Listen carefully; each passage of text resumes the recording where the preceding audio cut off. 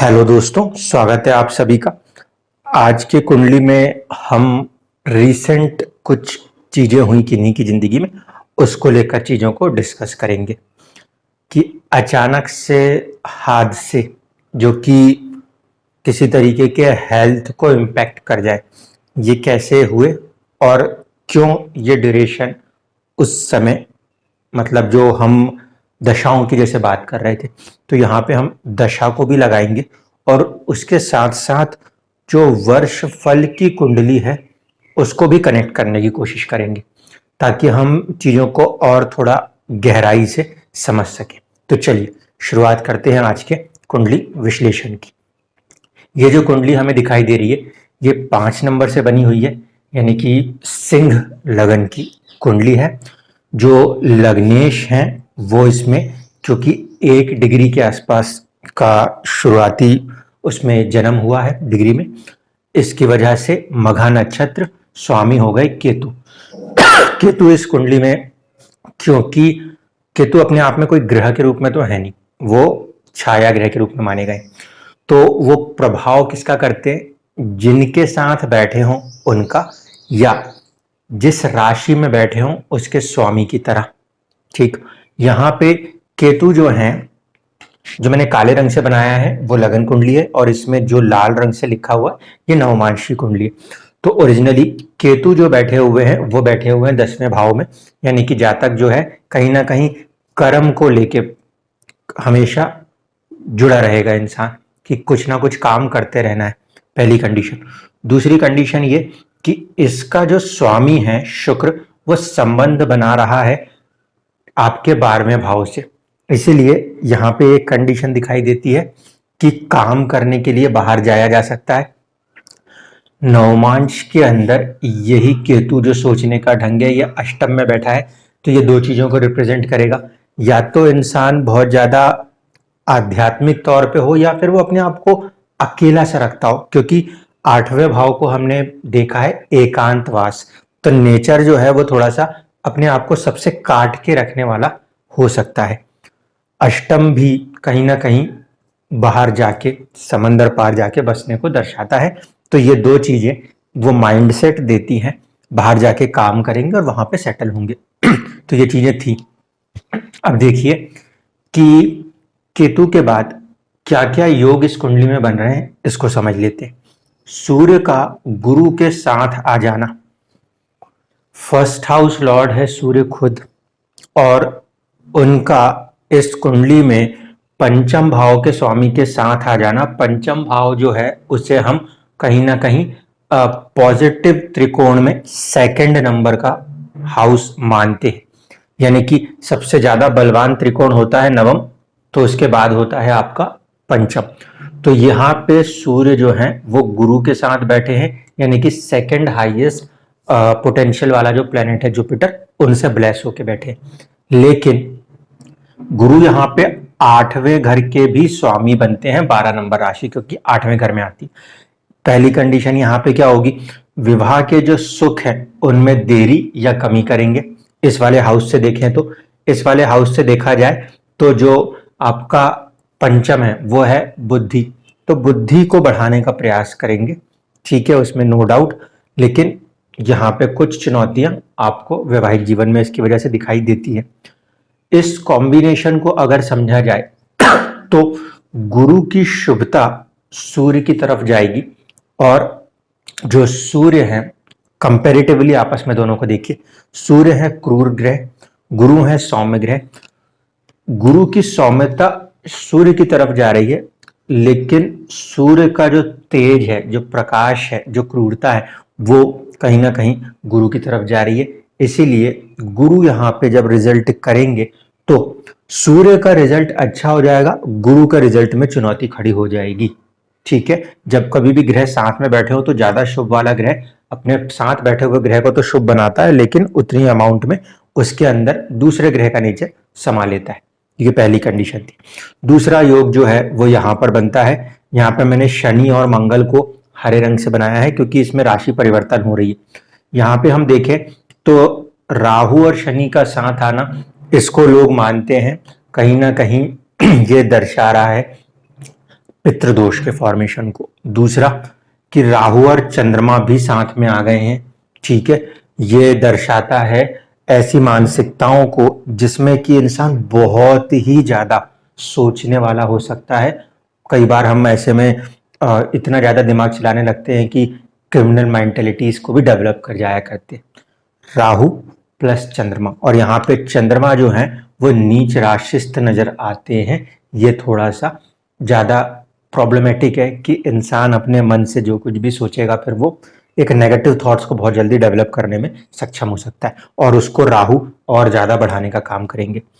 कुछ जगहों पे ऐसा मेंशन्ड है कि राहु जब 8 नंबर की राशि में आता है तो वो नीच हो जाता है। राहु में उच्च और नीच को तो ऐसा नहीं लगाते, लेकिन एक बहुत ही क्लियर सी बात कही गई है। कुंडली में दो राशियां एक होती है 8 नंबर की राशि और एक होती है 11 नंबर की राशि। ये दोनों राशियों के क्योंकि को रूलर्स राहु और केतु माने जाते हैं। 8 नंबर के लिए केतु होते हैं, मंगल और केतु। 11 नंबर के लिए होते हैं राहु और शनि। तो ये माना जाता है कि ये दो राशियां जो हैं ये किसी तरीके के कार्मिक संबंध की राशियां हैं। ऐसे स्थिति में, ऐसे सिचुएशन में जब भी इन राशियों में कोई ग्रह बैठेंगे तो वो बहुत ही सडन इवेंट्स करने में सक्षम होंगे। इसको इस तरीके से समझा जा सकता है कि 8 नंबर की राशि बिच्छू के द्वारा दर्शाई जाती है और बिच्छू कभी भी डंक मार सकता है, ठीक। इसी तरीके से 11 नंबर की जो राशि होती है इसको घड़े की तरह दिखाया जाता है। अब मटका जो है वो कभी भी, मटके में कभी भी कोई भी चीज गड़ी हुई मिल सकती है। इसलिए जब भी कोई ग्रह इन राशियों के साथ संबंध बनाते हैं तो हम इनको भी कार्मिक पॉइंट ऑफ व्यू से ही देखा करते हैं। तो यहां पर हम देखें तो शनि, चंद्रमा और राहु, इन तीनों का संबंध जो बन रहा है वो कार्मिक पॉइंट ऑफ व्यू से बन रहा है। दूसरी इंपॉर्टेंट बात कि ये जो योग है ये किसके बीच में आ रहा है, छठे का स्वामी, सातवें का स्वामी, यानी कि ये मारक स्थान का स्वामी, ये रोग स्थान का स्वामी होकर शनि का चौथे बैठना अच्छा नहीं माना जाएगा। चंद्रमा 12वें के स्वामी है, तो शनि और चंद्रमा का योग जहां पर पॉजिटिव, इस मामले में कह भी सकता हूं कि दो विपरीत भावों के स्वामी आपस में मिल रहे हैं, विपरीत राजयोग बना रहे हैं, तो इस विपरीत राजयोग का फायदा आपको मिल सकता था आपके प्रोफेशन के अंदर, आपके बिजनेस के अंदर। क्यों? क्योंकि शत्रुओं को, छिपे हुए शत्रुओं को आपस में एक दूसरे को मार दिया जाएगा और धन संपदा को क्रिएट कर दिया जाएगा। इस फॉर्मेशन में कुंडली बहुत अच्छी कही जा सकती थी, ठीक। यहाँ पे मंगल अकेले बैठे हैं, मंगल स्वामी हो गए हैं यहाँ पे नवम के और साथ ही साथ चौथे भाव के, ठीक है। इस लिहाज से यहाँ पे मंगल को हम योग कारक ग्रह मानते हैं। मंगल डायरेक्ट योग में इन्वॉल्व नहीं नजर आते, लेकिन राशि परिवर्तन कर लेने के कारण यहाँ पे एक योग बन रहा है। अब मेन इंपॉर्टेंट चीज, जब कभी भी राशि परिवर्तन हो तो चीजों को थोड़ा सा बदल के देखना होगा। यहाँ पे हम अगर शनि और मंगल को हटा लें और यहाँ पे ऐसा कर दें, ये हुआ शनि और ये हो गया मंगल। अब इसमें क्या हो रहा है, इस कॉम्बिनेशन को समझना बहुत जरूरी है। राहु और शनि जो होते आपस में एक दूसरे के, वो मैंने मान लिया पितृदोष बनाते हैं, सारी मुसीबतें दर्शाते हैं, सब कुछ है, लेकिन शनि राहु को कंट्रोल करने की क्षमता रखता है, ठीक है। जबकि मंगल और राहु जैसे ही कनेक्ट होंगे तो यह अंगारक दोष बनेगा, ठीक। इसकी वजह से घर के अंदर कलह मचने की पूरी संभावना बन जाएगी। दूसरी बात यह कि जब मंगल जो कि योग कारक ग्रह है, वो योग कारक ग्रह राहु के सामने आ जाएगा तो आधा समय तो उसे राहु को ही भिड़ने में लगाना पड़ेगा, यानी कि जो पोटेंशियल है वो रिड्यूस हो रहा है यहाँ पे हाउस एक्सचेंज होने के बाद। दूसरी चीज कि चंद्रमा का साथ तो मिल रहा है, लेकिन चंद्रमा फिर 12वें का स्वामी, तो यहाँ पे जो किस्मत का संबंध बन रहा है, एक तो परिवर्तन से वो छठे और सातवें में बना, मारक स्थान और रोग स्थान के साथ बन रहा। दूसरी चीज बन रही कि वो अगर एक्सचेंज करके इस फॉर्मेशन में आ गया तो वो 12वें के साथ संबंध स्थापित करेगा और अपने परम शत्रु के तौर पे राहु के साथ उसको सामना करना पड़ेगा। इसलिए जिंदगी में जो किस्मत है वो कहीं ना कहीं चुनौतियां बिल्कुल बेधड़क खड़ी कर देंगी, ये चीज यहाँ पे नजर आती है। कहने के लिए चंद्रमा यहाँ पे दिशा बली है, और चंद्रमा अगर यहाँ दिशा बली है तो ये विदेश या बेवजह के खर्चे या हॉस्पिटल वाली चीजों के लिए बहुत ही फास्ट अपॉर्चुनिटीज क्रिएट कर देगा। इस बात को समझना जरूरी है। अब इसको वापस से इसकी अपनी अपनी ओरिजिनल प्लेस पे लेकर आ जाते हैं। यहाँ पर आपका शनि बैठे हुए हैं, यहाँ पे आपके वक्री होके मंगल बैठे हुए हैं। क्योंकि वक्री हैं तो एक घर पीछे भी ले लिया जाएगा, उच्च के मान के वहां पे ठीक है, अपने शत्रुओं को परास्त करने के लिए ठीक है, लेकिन बीमारी के अंदर भी किस्मत कहीं ना कहीं जोड़ देगी। तो इतनी चीज तो जो थी आपको लगन कुंडली से दिखाई दे रही थी। शुक्र 12वें में जाके बैठे हैं, शुक्र के पास स्वामित्व है 10th हाउस का और 3rd हाउस का। 3rd का लॉर्ड होके यहाँ बैठना बुरी बात नहीं है। 10वें का स्वामी होके बैठे हैं तो बाहर जाके विदेश में जाके काम करने की पोजीशन ठीक है। बस दिक्कत ये जहां वो बैठे हैं उनका स्वामी नीच राशिस्थ हो रहा है, लेकिन केंद्र में आ जा रहा है, और मंगल चंद्रमा से केंद्र में है, नीच भंग वाली कंडीशनें बन जाएंगी, कोई प्रॉब्लम वहां पे नहीं। बुध उच्च राशिस्थ होके 2nd हाउस में है, धन का स्वामी धन में बैठा हो, कहीं ना कहीं बहुत सपोर्टिव है, तो दैट्स द प्लस पॉइंट। ये सारी चीजें बिल्कुल काम कर रही थी। सबसे स्ट्रॉन्ग प्लेनेट बन के उभरा मंगल, सबसे वीक प्लेनेट बन के उभरा तो वो है शुक्र। मंगल बहुत ज्यादा स्ट्रॉन्ग हो गया, बहुत स्ट्रॉन्ग योग जो बन रहा है वो बन रहा है सुख भाव और 11 नंबर साइन 7th हाउस व्यापार के भाव में। ऐसे में मंगल का यहां बैठ जाना इंसान को साझेदारी बिल्कुल नहीं भाती, और उसके बाद वो इंसान व्यापार की तरफ फिर भी काम कर रहे होते हैं। तो इतनी चीजें तो यहां से ये क्लियर कट थी। अब नवमांश पे चलते हैं फटाफट से।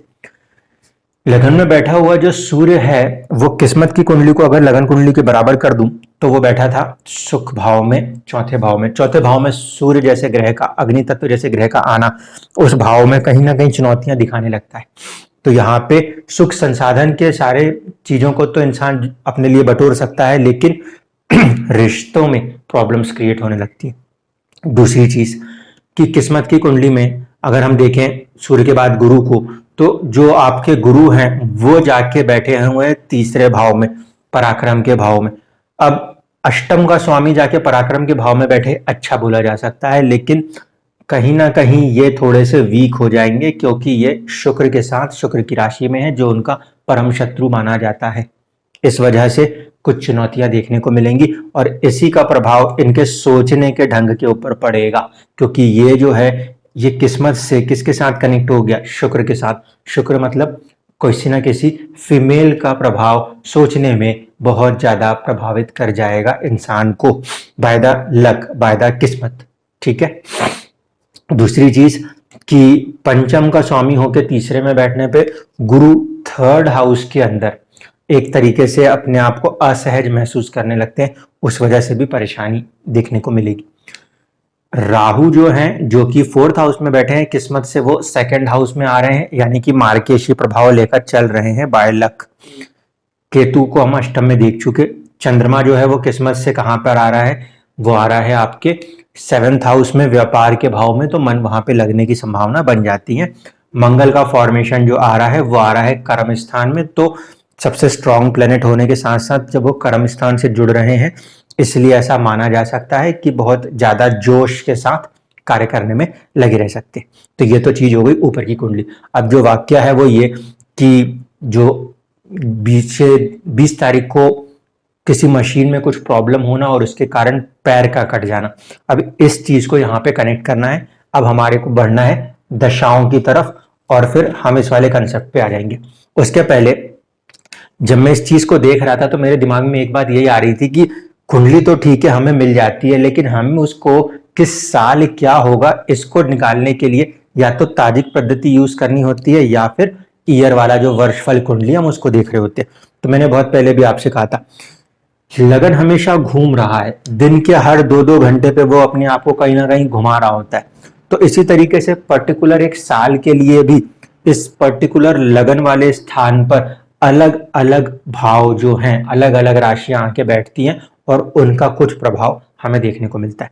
इस साल जो उनकी कुंडली बनी थी, यानी कि 2021 की कुंडली बनेगी, क्योंकि जन्म का जो महीना है वो इस तरीके से है कि हमें वहां से लेना पड़ेगा, तो वो 1 साल की चलेगी। तो 2021 की जब हम कुंडली बनाते हैं सेम डेट पे, तो हमें दिखाई देता है कि जो लगन में राशि आ रही है वो 12 नंबर की है। अब आप समझ सकते हो कि जिंदगी में किसी तरीके के परिवर्तन, ट्रांसफॉर्मेशन वाला साल कहा जा सकता है।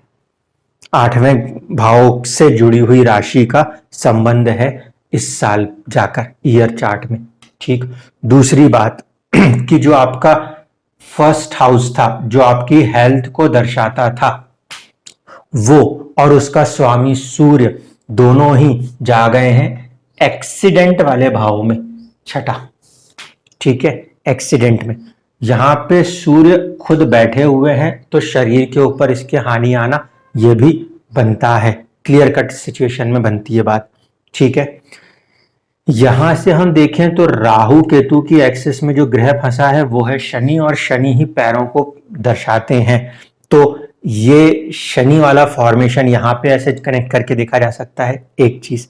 दूसरी चीज, यहां पर आए तो शनि जो है वो 12वें के स्वामी होके 11वें भाव में बैठे हुए थे वर्षफल में, और सबसे ज्यादा बलवान जो थे इस कुंडली में इस समय वो थे शनि। इस कुंडली को अगर इंडिपेंडेंटली, इसको थोड़ी देर में समय के लिए छोड़ दूं, इस कुंडली को इंडिपेंडेंटली पहले देख लीजिए तो शनि बलवान है, मतलब 12th हाउस और 11th हाउस के स्वामी होके बलवान है, पहली कंडीशन। दूसरा कि सेकंड स्ट्रॉन्गेस्ट हो रहा है वो हो रहा है चंद्रमा। चंद्रमा का स्ट्रांग होना मतलब कि कोई चीज आपको ठीक करने का काम करेगी, पंचम भाव। लेकिन पंचम भाव के स्वामी जो है वो नीच राशिस्थ है, राहु केतु के एक्सिस में प्रभावित है, इसीलिए ट्रीटमेंट तो मिलेगा, उसमें भी कोई डाउट नहीं आता, वो भी स्ट्रांग है। लेकिन 12th हाउस का कनेक्शन हॉस्पिटल से है, इसका मतलब कि बहुत स्ट्रांग संभावना बन रही है इस कुंडली के हिसाब से, क्योंकि आपके ओरिजिनल लगन कुंडली का लगन और उसका स्वामी एक्सीडेंट में आया हुआ है। और दशा यहाँ पे जो मिल रही थी वो थी शनि, गुरु और राहु। शनि को आप समझ गए क्योंकि 12वें का भी स्वामी है, 11वें का भी स्वामी है, तो कुछ ना कुछ एक हादसा वो। दूसरा, गुरु जिसकी अंतरदशा बन रही वो भी कहीं से कहाँ कनेक्ट, वो फर्स्ट हाउस हेल्थ का स्वामी होके कहाँ कनेक्ट हो गया, हॉस्पिटल 12वें घर में, और वो भी वक्री। वक्री मतलब कहीं ना कहीं चेष्टा बली, स्ट्रेंथ के साथ।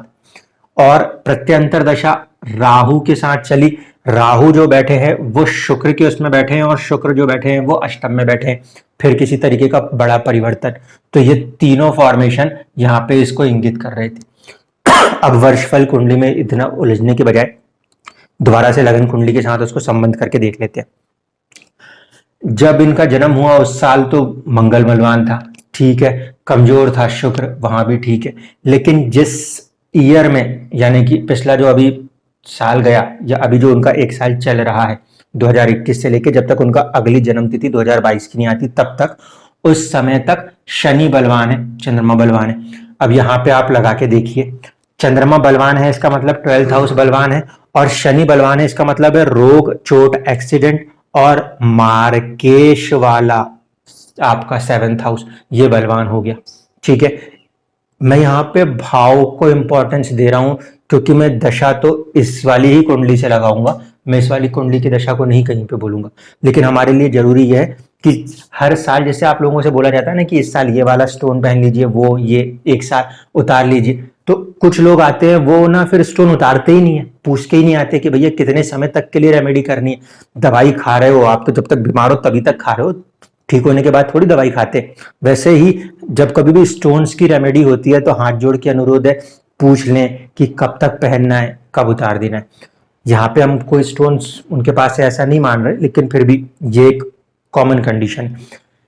शनि का बलवान होना, चंद्रमा का बलवान होना, इसका मतलब हुआ कि कहीं ना कहीं छठे भाव और 7वें भाव की चीजों में बल आ गया था। दूसरी बात कि 12वें भाव में भी बल आ गया था। ये सिचुएशन किस बात को दर्शा रही है, रोग, चोट, एक्सीडेंट्स, ठीक, और साथ साथ हॉस्पिटलाइजेशन। ये साल इस चीज को एक्टिव करने में सक्षम था, उसने ये किया। ठीक, ये बात क्लियर हुई। अब हम यहाँ पे दशाओं की तरफ आ जाते हैं। दशा है राहु की। राहु को कुछ लोगों ने यहाँ पे नीच राशिस्थ माना है, और जब राहु की दशा हो, चौथे भाव से इस तरीके से जुड़ी हो, और राहु क्रूर ग्रह मंगल के राशि में बैठे हैं। नक्षत्र के पॉइंट से बात करेंगे तो यहाँ 3 नक्षत्र आते हैं, एक आएगा गुरु का, ठीक है, एक आएगा शनि का, और ऑलमोस्ट कहीं ना कहीं वो शनि से कनेक्ट हो गए। ऐसे परिस्थिति में ये राहु जो है ये भी कठोर परिणाम देने में सक्षम है। अब इसमें राहु जो है वो पूरी तरीके से प्रभावित है, एक तो शनि से, दूसरा मंगल से, और भाव के तत्व को ध्यान रखिए, राहु बिल्कुल प्रभावित है छठे भाव से, मार्केश सप्तम भाव से, और हॉस्पिटल ले जाने वाले भाव से 12वें भाव से। इतनी चीज आपको समझ में आई। इसलिए जब ये राहु की दशा चलेगी तो ये शनि और चंद्रमा इन दोनों के प्रभावों को देने में सक्षम है।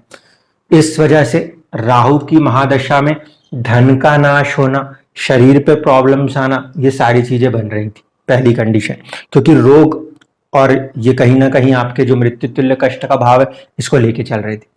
दूसरी चीज, अंतरदशा जो है वो बुध की आ रही है। बुध सेकंड हाउस में ही बैठे हुए, धन के लिए दूसरा भाव बहुत अच्छा है, धन के लिए बहुत अच्छा है, लेकिन वही कि वो भी मृत्यु तुल्य कष्ट दे सकता है। प्लस पॉइंट ये कि बुध जो है वो सौम्य ग्रह होता है। किस्मत से भी हम देख रहे हैं कि राहु यहाँ पे कनेक्टेड है, तो राहु के पास भी मृत्यु तुल्य कष्ट देने की पूरी संभावना थी। तो ये दोनों चीजें पहले इस बात को इंगित कर गई। इसके बाद प्रत्यंतर दशा फिर राहु की, जैसे हम अंदर की तरफ बढ़ रहे हैं, क्योंकि अंतरदशा महादशा ये तो थोड़े से लंबे समय होती है, प्रत्यंतर दशा और सूक्ष्म अंतरदशाएं छोटे समय की होती हैं। तो प्रत्यंतर दशा फिर से राहु की, यानी कि बहुत प्रबल संभावना। ये किस तरीके का ग्रह है? विस्फोटक ग्रह है, अचानक से किसी चीज को तोड़ दे, किसी चीज को अलग कर दे, भंग कर दे, ये इसको दर्शाता है। और फिर केतु भी उसी नेचर का प्लेनेट है। तो ये जो पीरियड चल रहा था 20 तारीख को, इस पीरियड में ये फॉर्मेशन हुए।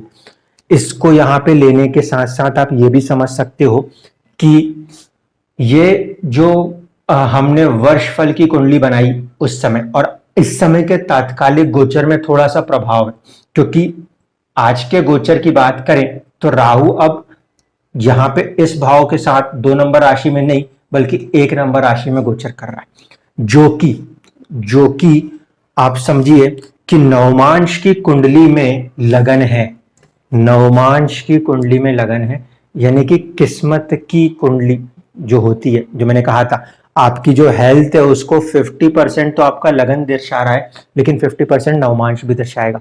तो राहु का संबंध आपके नवमांश के लगन पे आने के कारण किस्मत से राहु की जो भी चीजें हैं वो उस पर कनेक्ट हुई हैं, एक बात। दूसरी चीज है कि यहाँ पे एक रोग का सहम आ रहा है जो कि अश्विनी नक्षत्र में आता है। इस समय अगर हम देखें तो राहु जो है वो भरणी, और भरणी के आगे जाएंगे तो अश्विनी नक्षत्र के पास जाएंगे। इसलिए अभी नक्षत्र पोजीशन को लेकर तो ऐसा नहीं कहा जा सकता कि वो प्रोसेस कंप्लीट हुई थी, लेकिन भाव, वो नक्षत्र जिस भाव में आता है उसमें राहु का संबंध आना एक रोग को दर्शा रहा था। और आप समझ सकते हो कि जिस तरह से आपने बोला कि पैर कटे हैं और जोड़ने का प्रयास भी है, तो ये जब तक राहु यहाँ मौजूद रहेंगे उतने समय तक तो आप मान के चलो रिकवरी स्टेज चलने वाला है। और फिर राहु की जो गोचर है वो होगा कहाँ पे? अष्टम में। तो कुल मिला के अगर हम अभी देखें तो कम से कम रिकवरी में हमें 3 से 5 साल लगने की संभावनाएं बन सकती हैं। क्यों? क्योंकि राहु जो है वो अभी नवम के बाद अष्टम और सप्तम इन भाव से जाएंगे। ये तीनों वहां पे उसके लिए थोड़े से चुनौतीपूर्ण भाव रहने वाले हैं। ये चीज यहाँ पे क्लियर होती है। अब दूसरी इंपॉर्टेंट बात, जिस दिन उनका जन्म हुआ वो दिन था मंगल का, जो कि अपने आप में क्रूर ग्रह है, ठीक है। और जिस दिन जन्म हुआ वो मंगल क्योंकि सप्तम में बैठा है, तो जो आपका जन्म का दिन वाला ग्रह होता है वो अपने साथ अग्नि तत्व लेके चल रहा होता है, फायर होके। इस वजह से इसका प्रभाव साझेदारियों पे पड़ता है, वैवाहिक सुख पे पड़ता है। और जो होरा लॉर्ड है, यानी जिस घंटे में जन्म हुआ है, उसके स्वामी बन रहे थे सूर्य, और सूर्य यहाँ पे हमें फर्स्ट हाउस में ही नजर आते हैं, हेल्थ, पर्सनैलिटी। तो कहीं ना कहीं ये दर्शा रही है कुंडली कि इंसान की जिंदगी में खुद की पर्सनैलिटी को लेकर कुछ होना है और खुद के हेल्थ को लेकर कुछ बड़ा होना है। और यहाँ पे क्योंकि अष्टम का संबंध भी है तो हेल्थ में ट्रांसफॉर्मेशन की बात, जैसे मैं हमेशा कहता हूँ, वो भी नजर आती है। इसकी वजह से जिंदगी में ये हालात हुए, ईयर चार्ट में ये ग्राउंड बनने के कारण भी हुए, और इसलिए जो एक नॉर्मल लाइफ चल रही थी उसमें एक बड़े बदलाव की तरफ ये कुंडली अब इशारा करती हुई सी नजर आती है। राहु की दशा अभी 2030 तक चलेगी। उस चीज को ध्यान में रखते हुए हमें समझना होगा कि यहाँ पे बैठा हुआ राहु वेल्थ को बर्बाद करने में बहुत ज्यादा सक्षम है। जो हम मूल दशा पास्ट बर्थ से लेते हैं वो शुक्र की चल रही है, जो कि 12वें बैठे हैं, इसलिए भी चीजों को ज्यादा खराब कर सकते हैं।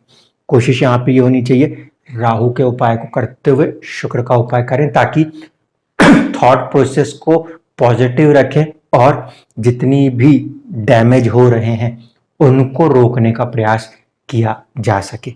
धन्यवाद।